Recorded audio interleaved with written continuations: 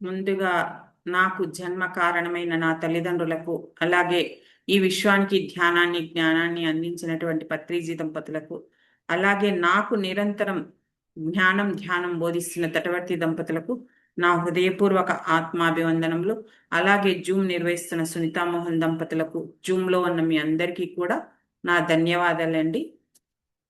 ఈరోజు మనం తెలుసుకోబోయే అంశం ఏమిటి అంటే, జ్ఞానం ఎలా పొందాలి, జ్ఞానం ఎలా పొందాలి అనే దాని గురించి తెలుసుకుందాం. చూడండి, ఈ సృష్టిలో ఉన్న ప్రతి మానవుడు కూడా సుఖం, సంతోషం కావాలని కోరుకుంటాడనమాట. ఆ సుఖ సంతోషాల కోసమే నిరంతరం ప్రయత్నం చేస్తూ ఉంటాడనమాట. ఆ ప్రయత్నంలో ఎంతవరకు సక్సెస్ అవుతాడో ఎవరికి అర్థం కాదు. ప్రతి మనిషి కూడా ప్రాపంచిక జీవితంలో గొప్పగా జీవించాలంటే ఏం కావాలి? ధనము, పదవులు ఉండాలనుకుంటారు. అందంగా ఉండాలని కూడా కోరుకుంటారు. వీటన్నిటి కోసమే ప్రయత్నం చేస్తూ ఉంటారనమాట. ఎంత ప్రయత్నం చేసినా కోరుకున్నవి రావు. సుఖం వస్తుందా అంటే రాదు, సంతోషం వస్తుందా అంటే రాదు. ధ్యానంలోకి వచ్చే వరకు కూడా మనకి అవి రావు అనే సంగతి కూడా తెలియదు. మరి ఎందుకు అలాంటి కోరికలు వస్తున్నాయి మనకు అంటే అజ్ఞానం వల్లనే. మనలో అజ్ఞానం ఉన్నంత వరకు కూడా అలాంటి కోరికలే వస్తాయి. ఈ అజ్ఞానంలో ఉండడం వల్ల ఏమనుకుంటాం? అన్నీ వేరు వేరు అనుకుంటాం అన్నమాట. ఇంకా అజ్ఞానంలో ఉండడం వల్ల మానవుడు అన్నీ నా వల్లే జరుగుతున్నాయి అని కూడా అనుకుంటాడనమాట. అలా అనుకోవడం వల్లే మానవుడికి శాంతి లేకుండా పోతుంది. కొన్ని జన్మలు ఇలాగే ప్రయత్నిస్తూ ఉంటాడనమాట. శరీరానికి జన్మలు ఉంటాయి కానీ ఆత్మకు జన్మలు ఉండవు. శరీరానికి మాత్రమే జన్మలుంటాయి, ఆత్మకు జన్మలు ఉండవు. ప్రారంభ జన్మల్లో మనకి ఇది అర్థం కాదు. అర్థమవుతుందా అంటే కాదు. 300 నుంచి 400 జన్మల అయిన తర్వాతే, ఈ ప్రపంచం మీద మోజు తీరిన తర్వాతే మనం అర్థమవుతుంది. అప్పుడు ఈ ధ్యాన మార్గంలోకి రావడం జరుగుతుందన్నమాట. మనం ఎంతో మందికి ధ్యానం చెప్తుంటాం, ధ్యానం బాగుంటుంది చెయ్యండి అని. చెప్పినా వాళ్ళు ధ్యానంలోకి రారు. ఎందుకు రారు అంటే వారు ప్రారంభ జన్మల్లో ఉన్నారు కాబట్టి రారన్నమాట ధ్యానంలోకి. వీటన్నిటికీ కారణం ఏంటి అంటే ద్వైతంలో ఉండడం అన్నమాట. ఇందులో ఉన్నప్పటి వరకు సుఖము, శాంతము అనేది ఉండదు. ద్వైత భావం నుండి అద్వైత భావం వచ్చినప్పుడే సుఖము, శాంతి కలుగుతుంది. ద్వైతము అంటే అజ్ఞానము, అద్వైతము అంటే జ్ఞానము. ద్వైత భావము అంటే ఏంటి? నువ్వు వేరు, నేను వేరు, భగవంతుడు వేరు అని అనుకోవడం అన్నమాట. అదే అద్వైత భావం అంటే ఆత్మస్వరూపం అని తెలుసుకోవడం, అనుకోవడం. అందుకే ప్రాపంచిక జీవితంలో ఎన్ని ఉన్నా కూడా ఆనందం అనేది ఉండదు. చూడండి, అదే ఆధ్యాత్మిక జీవితంలో సంపదలు ఏమీ లేకపోయినా కూడా జ్ఞానం ఒక్కటే ఉంటే మనిషికి ఎంతో విలువ ఉంటుంది. అందుకు ఉదాహరణగా మన గురువు గారు పత్రిగారికి ఏమన్నా ఆస్తులు ఉన్నాయా, ఉన్నాయా అంటే ఏవి లేవు. ఏముంది ఆయనకు? జ్ఞానం. కాబట్టి అందరూ గౌరవిస్తూ ఉండేవారనమాట. యోగి కావాలన్న వారికి సంపదలు అవసరం లేదు. మరి ఏం అవసరం అంటే జ్ఞానం ఒకటి ఉంటే చాలు. జ్ఞానం ఉంటే అందరూ ఆటోమేటిక్గా వస్తారు. ఎందుకు? రమణ మహర్షి మనకు ఉదాహరణ. రమణ మహర్షి దగ్గరికి నెలకు ఒకసారి తప్పనిసరిగా సర్వేపల్లి రాధాకృష్ణ గారు పోయి అతని దగ్గర కూర్చునేవారట. ఏమీ మాటలే, కామ్గా కూర్చొని ఒక 1 డేనో 2 డేసో ఉండి వచ్చేవారట. అంటే ఆ రమణ మహర్షి దగ్గర ఏమన్నా ఆస్తులు ఉన్నాయా అంటే వీళ్ళు ఎంతో జ్ఞానవంతులు, అంటే ప్రాపంచికంగా. అయినా కూడా ఆయన దగ్గర జ్ఞానం ఉండడం వల్ల అలా వెళ్ళి కూర్చునేవారనమాట. అందుకే యోగులకు కావలసింది జ్ఞానమే, సంపదలు అవసరం లేదు. అసలు జ్ఞానం అంటే ఏమిటి అనేది తెలుసుకుందాం. జ్ఞానము అంటే నేను ఆత్మ అని అనుకోవడం. ఉం? అందరూ ఆత్మ పదార్థమే అనుకోవడం అన్నమాట. ఈ సృష్టి అంతా కూడా పరమాత్మది అనుకోవడం, ఆత్మను అవగాహన తెచ్చుకోవడం. అది అనుభవంలోకి తెచ్చుకోవడం, ఊరికి అవగాహన తెచ్చుకోవడం కాదు, అనుభవంలోకి తెచ్చుకోవాలన్నమాట. ఆత్మ నేను అనుకోవడమే ధ్యానం అన్నమాట.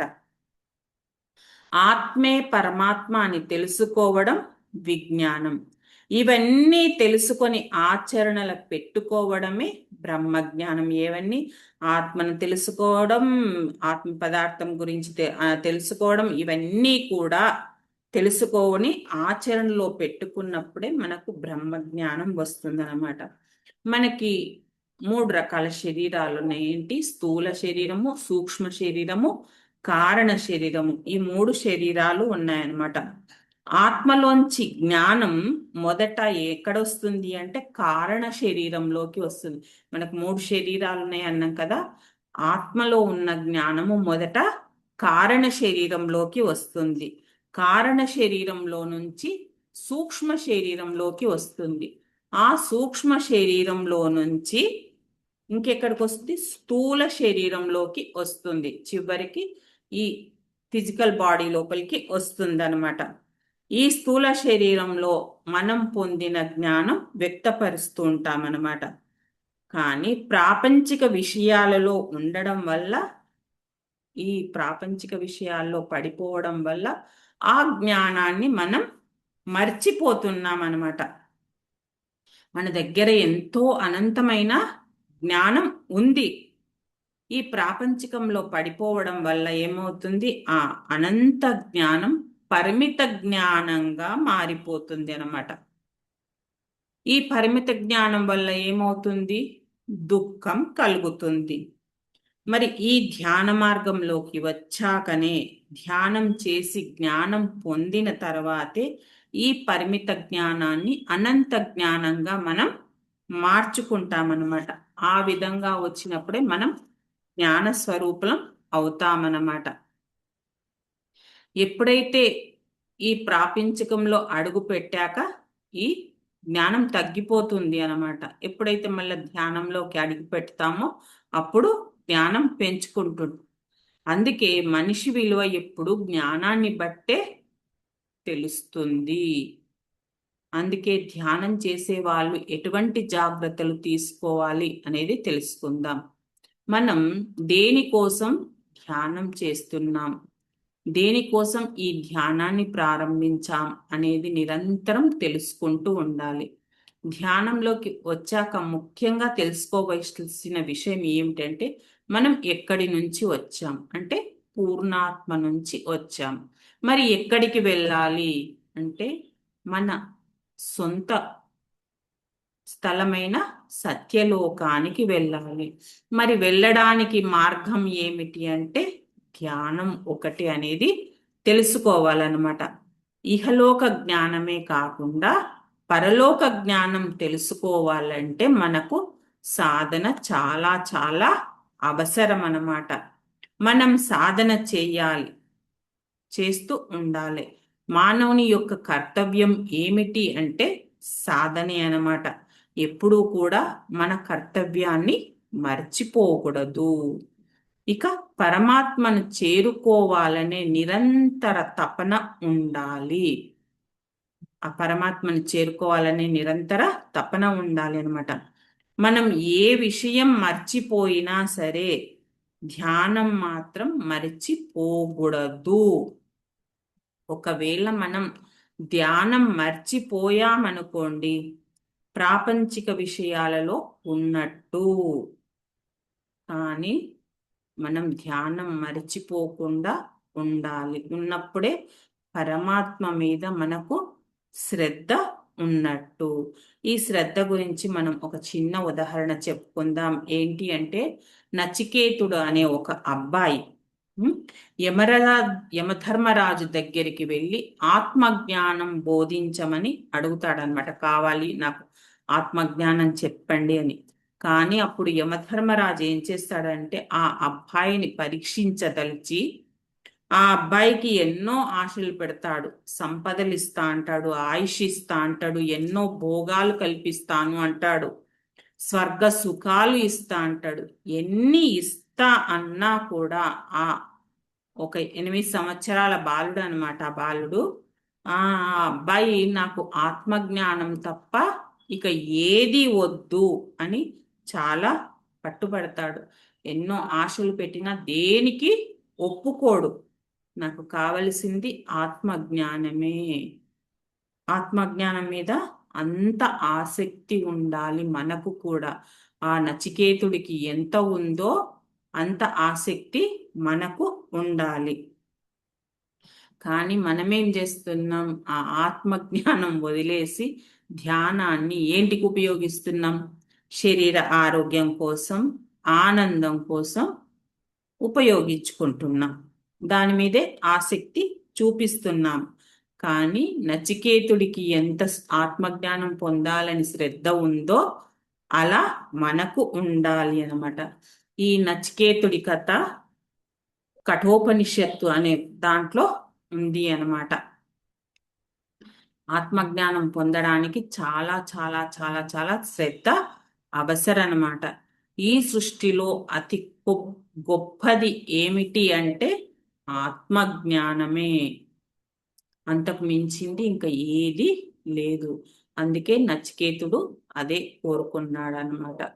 ఇక ఆత్మజ్ఞానం పొందాలంటే మన మనసులో ఎటువంటి దోష గుణాలు ఉండకూడదు. ఆత్మజ్ఞానం పొందాలంటే మన మనసు ప్యూర్గా ఉండాలన్నమాట. మనసు ఎప్పుడూ శుద్ధంగా ఉంచుకోవాలి. మలిన గుణాలు ఉంచుకుంటామో మనసు అపవిత్రం అయిపోతుంది. మనసు శుద్ధంగా ఉండాలి, లేకపోతే అశుద్ధంగా ఉంటుంది అన్నమాట. అపవిత్రమైన మనసులోకి భగవంతుడి జ్ఞానం అనేది అస్సలు ఎక్కదు. ఒకవేళ ఎలాగో ఎక్కినా కూడా ఏదో విషయంలో వారు అజ్ఞానంలో పడిపోతారు. అందుకు రమణాసురుడే ఉదాహరణ. ఎందుకంటే రమణాసురుడు ఎంతో జ్ఞాని, ఎంతో జ్ఞానం పొందాడు. కానీ కోరిక అనే ఒక మలినం ఉండడం వల్ల ఏమైంది? అతడు నాశనం కావలసి వచ్చింది. అది ఒక రకమైన అజ్ఞానమే కదా. ఎంతో జ్ఞానం ఉంది, జ్ఞానానికి జ్ఞానం ఉంది, అన్నీ ఉన్నాయి. కానీ ఆ కోరికల వల్ల అతను ఎంతో నష్టపోవలసి వచ్చిందనమాట. ఆ కోరిక వల్లే అతను అజ్ఞానంలో ఉండిపోయాడనమాట. మరి ఒక జ్ఞాని అజ్ఞానంలో ఎందుకు పడిపోతాడు అంటే మాయ. మాయకు వశం కావడం వల్ల అజ్ఞానంలో పడిపోతాడు. మరి ఈ మాయ నుంచి ఎలా బయటపడాలి? మరి మాయ ఎలా గుర్తు పెట్టుకోవాలి? మనం మాయలో పడిపోయింది ఎలా తెలవాలి మనకి అంటే, ప్రాపంచికం వైపు మన మనస్సు లాగుతుంది అంటే ప్రాపంచిక కోరికలు మనకు కావాలని అనిపిస్తుంది అంటే మనం మాయలో ఉన్నట్టే లెక్క. ఇది బాగా గుర్తుపెట్టుకోవాలి. మనకి ఎప్పుడైతే ప్రాపంచిక కోరికలు కలుగుతున్నాయో అప్పుడు నేను మాయలో పడిపోతున్నాను, నన్ను మాయ ఆవహించింది అని ఎవరికి వాళ్ళు గుర్తుంచుకోవాలన్నమాట. నేను అశాశ్వతంలో పడిపోతే శాశ్వతం అనేది దూరం అవుతుంది అనేది కూడా గ్రహించాలి. ఏవి అశాశ్వతమైన కోరుకుంటున్నాను అంటే శాశ్వతం. శాశ్వతం ఏంటి? ఆత్మ, ఆ భగవంతుడికి దూరం అవుతున్నాను అనేది మనం గుర్తుంచుకోవాలి. మాయ ఏంటి? ద్వైతం అన్నమాట. ద్వైతం వైపుకు తీసుకెళ్తుంది ఈ మాయ. అద్వైతం ఏం చేస్తుంది? మాయను జయించే శక్తిని ఇస్తుంది. అద్వైతం అంటే ఏం చెప్పుకున్నాం మనము? ఆత్మస్వరూపము అని చెప్పుకున్నాం. అంతా ఒక్కటే అని చెప్పుకున్నాం. అంతా ఒకటే అనేది ఎక్కడికి తీసుకెళ్తుంది? ఆ మాయను జయించే శక్తికి తీసుకెళ్తుంది అన్నమాట. మనం ఈ రెండు కూడా బాగా జ్ఞాపకం పెట్టుకోవాలన్నమాట. మన మనస్సు ఎప్పుడూ కూడా భగవంతుని వైపు ఏకాగ్రత పొందడానికే ప్రయత్నం చెయ్యాలి. మరి అది ఎలా అంటే, ఈ చంచలమైన మనస్సును మొదట నిశ్చలం చెయ్యాలి. మన మనసు ఎప్పుడు చంచలంగా ఉంటుంది కదా, ఏదో ఒకటి కోరుతూ ఉంటుంది, ఏదో ఒకటి ఆలోచిస్తూ ఉంటుంది. మరి మనసు ఎందుకు చంచలంగా ఉంటుంది అంటే, మన శ్వాస చంచలమైతే మనసు కూడా చంచలమవుతుందన్నమాట.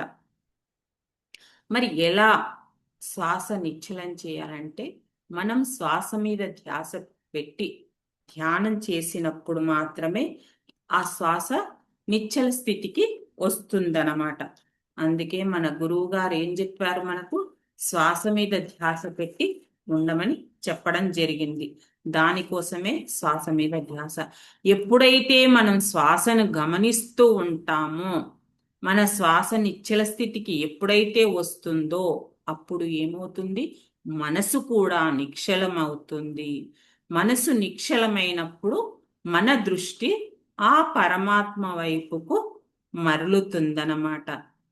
ధ్యానంలో ఎన్నో ఆలోచనలు వస్తూ ఉంటాయి. మనసు శ్వాస చంచలం అవుతుంది. చంచలమైతేనే ఆలోచనలు వస్తున్నాయి. అది గమనిస్తూ మనం ఏం చేయాలి? శ్వాస మీద ధ్యాస ఉంచి మనం ప్రాక్టీస్ చేస్తూ ఉండాలి అన్నమాట. మనకు ఆత్మ మీద భక్తి. ఆత్మ మీద భక్తి అంటే ఆత్మ అంటే భగవంతుడే కదా. ఆ భగవంతుడి మీద భక్తి ఉంటే ఏం చేస్తాం? శ్వాస మీద ధ్యాస ఉంచి ఆత్మను తెలుసుకోగలుగుతామన్నమాట. మరి పత్రిగారు ఎందుకు చెప్పిండ్రు శ్వాస మీద ధ్యాస అంటే? ఇంత అర్థం ఉంది. ఇవన్నీ తెలియక ఎన్నో రకాల ధ్యానాలు చేస్తూ ఉన్నారనమాట.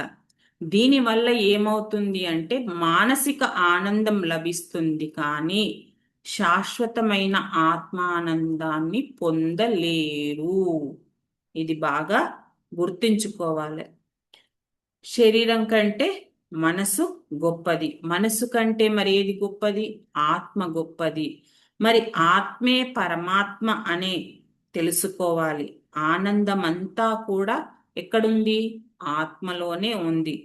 ఆనందం కావాలంటే మనం ఆత్మను తెలుసుకోవాలి. ఇవన్నీ తెలిసినప్పుడు ఏం చేస్తాం? శ్వాస మీద ధ్యాస పెట్టి ధ్యానం చేసి ఆ ఆత్మను తెలుసుకొని ఆ ఆనందాన్ని పొందుతామన్నమాట. పరమాత్మపై అచంచలమైన భక్తి విశ్వాసం ఉండాలి. ఆ పరమాత్మ పైన అచంచలమైన భక్తి విశ్వాసం ఉండాలి. ఎందుకు ఉండాలి అంటే, ఈ సృష్టి అంతా కూడా, అంటే ఈ సృష్టి మొత్తం కూడా ఆ భగవంతుడు మనకు సృష్టించి ఇచ్చింది. అంతే కదా, భగవంతుడే కదా మనకిచ్చింది. ఇన్ని భోగాలు, ఇన్ని సుఖాలు, మనం అనుభవిస్తున్న భోగాలు కానీ మనం అనుభవిస్తున్న సుఖాలన్నీ కూడా మనకు ఎవరిచ్చారు అంటే ఆ భగవంతుడే ఇచ్చాడు. మనమేమనుకుంటాం? మనకి ఉన్న ఆస్తిపాస్తులు అన్నీ మన తల్లిదండ్రుల నుంచే వచ్చాయి అనుకుంటాం. కానీ భగవంతుడే సృష్టి చెయ్యకపోతే ఎక్కడి నుంచి వచ్చేవి? మన తల్లిదండ్రులు ఏ నుంచి తెచ్చిచ్చేవాళ్ళు? భగవంతుడు సృష్టించడం వల్లే మనకు అవన్నీ లభించాయి. కాబట్టి ఆ భగవంతుణ్ణి మనం ప్రేమించాలి అన్నమాట. భగవంతుని పైన విశ్వాసం ఉండాలి. మరి విశ్వాసం ఏంటి అంటే మనకు ఎవరైనా చిన్న సహాయం చేశారనుకోండి, వాళ్ళకి ఎంతో విశ్వాసంగా ఉంటాం కదా. ఏకింత మనకి సమయానికి ఏదన్నా ఇంత సహాయం చేస్తుండో, ఓ డబ్బు అవసరం ఉండి డబ్బు ఇచ్చారు, లేదంటే ఒక పూట భోజనం పెట్టారనుకోండి సమయానికి, బాగా ఆకలితో ఉన్నప్పుడు, ఏవి లేనప్పుడు వాళ్ళొక పూట భోజనం పెట్టినా వాళ్ళపైన ఎంతో విశ్వాసం కలిగి ఉంటాం. అలా ఆ కొన్ ఒక్క సమయానికి పెడితేనే అంత విశ్వాసం ఉన్నప్పుడు ఆ భగవంతుడు మనకు ఇంత కల్పించినప్పుడు మనం ఆ భగవంతుడి మీద ఎంత విశ్వాసం ఉండాలి, ఎంత భక్తి ఉండాలి మనకు. ఆ ఎరుకతో మనం జీవించాలన్నమాట. మనకు ఇదంతా కూడా భగవంతుడి ద్వారా అందుతుంది అనేది మనం తెలుసుకోవాలి. మనకు మన ఆత్మలో నుంచే ఇది అంతా వస్తుంది. మన అంటే మన శరీర పోషణకు కావలసినవన్నీ కూడా మనకు ఆ భగవంతుడే ఇస్తున్నాడు. అందుకనే ఆ భగవంతుడిపై అచంచలమైన భక్తి విశ్వాసాలు కలిగి ఉండాలి. మరి ఇవన్నీ తెలుసుకుంటేనే మనం ఆ భగవంతుడి మీద భక్తి విశ్వాసం పెంచుకుంటామన్నమాట. ఇవన్నీ తెలుసుకోవడం వల్ల ఏమవుతుంది, మనకు జ్ఞానం కూడా పెరుగుతుంది. ఇక మనం ప్రపంచంలోకి వెళ్ళినా కూడా, అంటే ఈ భౌతిక ప్రపంచంలోకి వెళ్ళి వేరే మాటలు విని ఒకవేళ మళ్ళా మన మనస్సు అశుద్ధం చేసుకుంటే, మళ్ళా ధ్యానంలోకి వచ్చి మళ్ళా మనసును ప్యూర్ చేసుకోవాలంటే శుద్ధం చేసుకోవాలన్నమాట. అప్పుడే మనకి ఆత్మ నుంచి జ్ఞానం వస్తుంది. అందుకే బయటి ప్రపంచం వైపు వెళ్ళినా కూడా మనసును అశుద్ధం చేసుకోకుండా ఉండాలి. ఎందుకంటే నువ్వు ధ్యాన మార్గంలోకి వచ్చి ధ్యానం చేసి మళ్ళా నీకు కోరికలు కలిగి బాహ్య ప్రపంచం వైపు వెళ్ళి అశుద్ధం చేసుకొని మళ్ళీ శుద్ధం చేసుకోవాలి అంటే ఎంతో పెద్ద ప్రాసెస్. మనం అందుకే మనంలో కోరికలు కలగకుండా, ఒకవేళ కోరికలు కలిగినాయా ఇదంతా మాయా అనేది తెలుసుకోవాలన్నమాట.